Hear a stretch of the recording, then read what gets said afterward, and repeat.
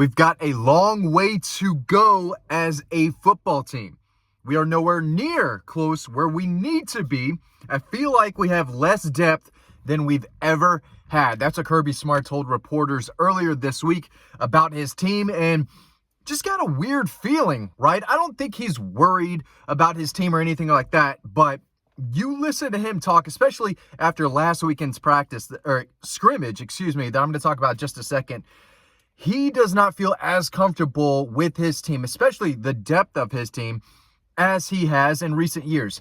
And there's a lot of ways to look at this. Number one, yeah, you had plenty of depth the last several years. You won 2 of the 3 last national championships. You're loading up the NFL with 10-plus guys leaving every year. So, yeah, you are a very, very deep team. Offensively, yeah, I'm sure he'd like another big-time impact wide receiver, right? And, yeah, I'm sure he'd like one more running back, especially one, who brings top-end elite speed, right? And I'm sure they'd like another tight end, right? They use a lot. But don't tell me that the offensive line and the quarterback spot is something that keeps them up at night, right? As far as depth goes, Georgia's offensive line is as deep and talented as you'll find across the country. And at quarterback, I think they feel pretty good about where they sit with Carson Beck, Gunnar Stockton, Ryan Puglisi, Jaden Rashada too. So if you're listening to Kirby, I definitely think he's talking more about the defense here. He needs to have more depth. He said, talking about the scrimmage last weekend, he said, I wouldn't say that the first scrimmage was really up to the standard of our expectations. We did not have a lot of enthusiasm. We didn't play to the level that I think we need to. But the good news is that they've got another chance this Saturday and really every day go out and practice. So right now he wants to see more. And that's easy to say as the head coach. A lot of that's coach speak. But, Clemson's in 3 weeks, right? 2.5 weeks, whatever, 16 days. So, yeah, he is looking at every minor detail of his team. And if there's something he's not liking, yeah, that might keep him up a little bit. But he talked about the secondary a little bit too. And like we've said all season, if there's one weakness, and it's not even a glaring weakness, but if there's one weakness, maybe it's that they don't have a true dominant interior defensive lineman just yet, or it's the secondary, right? Losing guys like Javon Bullard, who might start for the Packers, by the way, this season, and Kamari Lassiter, who's also turning heads in Houston for the Texans. That's a lot. Here's what he said about the defensive backfield. I thought I had it in my notes. I do this all the time. So maybe it'll be in a story. It'll have to be in a story because I don't have any internet. I can't look up the story that it was originally written in. So bad YouTubing, that's on my part. But I'm going to tell you right now, the defensive secondary is a position that the staff is worried about, especially, I don't want to say especially, but in particular, their ability to stop the run. They can stop the run. I guess it's being as tough as they need to be. Javon Bullard was tough. Kamari Lassiter was tough. You've got to have tough cornerbacks, tough safeties, and you want depth back there. And we're talking about guys like KJ Bolden, as good as he is, right? He's just a freshman. It's not ideal to have freshmen playing in the secondary. You can have freshman running backs. You can have freshman receivers. You can have freshman defensive linemen. You don't want too many true freshmen and young players in general in the secondary because, like we've talked about and like college coaches have talked about in the past, if you mess up in the secondary, boom, that's 6 points, right? There's no one behind you who can make up for your mistake. If you let a guy get by you, that's it, right? That's the last thing you can do. If you miss a tackle on the perimeter, dude's flying down the sideline for another big yard. Yards, right, with an S or a Z at the end. That's what I think he's looking for.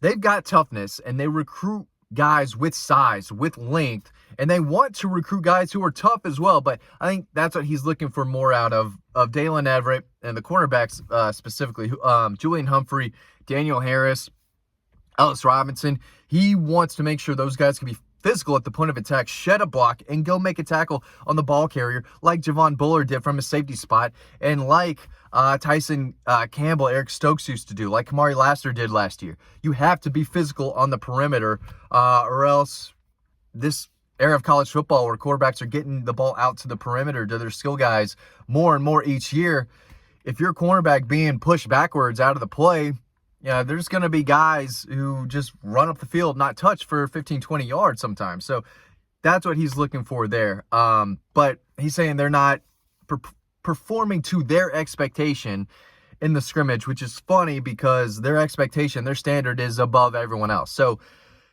just about every program in the country is looking at the roster that Kirby Smart has, and they would they would kill for that roster. And Kirby Smart's up there saying, yeah, it's not as good, it's not as deep, not as good. I didn't mean to say that. It's not as deep as we have been in the last few years, and it's troubling. And this position group is not what it used to be. And this position group is keeping me up at night. Or everyone else, I'm telling you, they're like, I'd love Georgia's secondary. I don't care how inexperienced some of those guys are who could be playing. I'd love that inside linebacker group that has one senior, but a lot of other talented freshmen. I know Kirby would like to have some more experience there, even though he talked about C.J. Allen and Raylan Wilson being guys where he looks at him now, he's saying, man, it feels like you've been here a lot longer than a year and a half, right? He looks at those guys as veterans and experienced guys. You look back at that 21 team, you had a lot of experienced seniors on that team. Nakobe Dean, Channing Tindall, Quay Walker, they were very good. And Small Munnen's very good. And he did come back for our last final season. But they really need C.J. Allen and Raylan Wilson and Troy Bowles and Jalen Walker to continue getting better, to continue improvement. Here's what he said about the injuries. Jared Wilson, the center, is doing well. He's been dealing with an Achilles tendonitis. He's been great. He's working on the sideline. He's been able to push. He's been able to do some other things. Jordan Hall, defensive lineman, was coming back, starting to run with a stress fracture in his tibia. He is now dealing with the same exact thing on the other leg, but he is in great spirits. And then he talked about the run game and how they want to be more explosive. They want to have more of those home run types of runs that they had with Sony Michel and Nick Chubb and DeAndre Swift. It felt like those years, specifically in 2017, you were just waiting for a guy to just, boom, hit the hole, take off, 60, 70-yard touchdown. And that could happen on any particular play. But it hasn't been like that much. DeAndre Swift did that a lot. We saw James Cook do that some. We saw Zamir White do that some. But Kendall Milton, Dejan Edwards, those are your guys who were picking up more of the 20, 30-yard. And they would have a big explosive run here and there. Kendall Milton shoots up the middle, and runs it in for 40 yards away. I think he did that especially several times last year. Ole Miss, Georgia Tech, Florida State maybe, but they want to be more explosive. Here's what he said. He said, we do have a lot of 10 to 12-yard runs, but we don't have the home runs, the long runs that historically we've had, which are another category of explosive, more explosive. He said that word explosive 20 times in this paragraph, it seems. It's not really a fun word to say. In a way it is, but it's something that we have pride ourselves on. And to be honest with you, you're not going to be an explosive passing team because explosive passes happen off play action.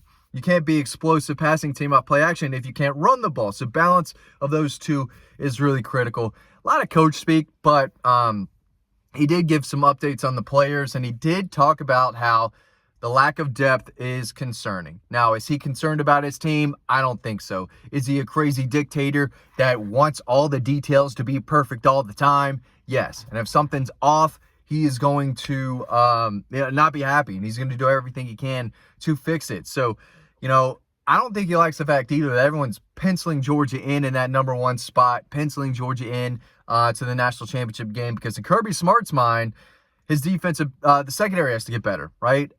He wants those linebackers to improve. He wants guys to emerge on the defensive line. So in his head, there's a lot that needs to be fixed. Again, I'll go back to that comment. We've got a long way to go as a football team. We are nowhere near close to where we need to be. I feel like we have less depth than we've ever had. So, I guess the headline of this is something about, is Kirby Smart worried about his team? I don't think so. But if you didn't know the team well, and if you hadn't watched them win 2 out of 3 national championships, and you're just listening, the average fan listening to Kirby Smart talk this week, you would think that this doesn't look like a good team that we're about to see this fall.